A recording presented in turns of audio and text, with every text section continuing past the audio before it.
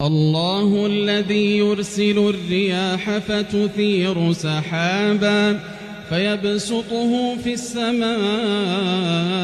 كيف يشاء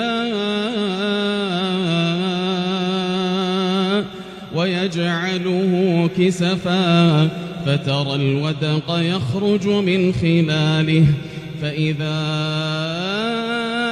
أصاب به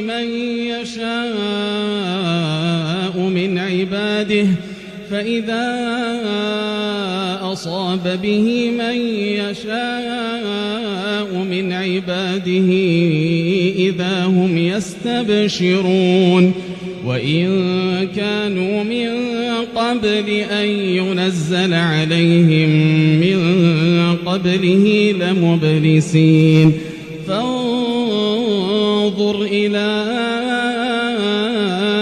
آثار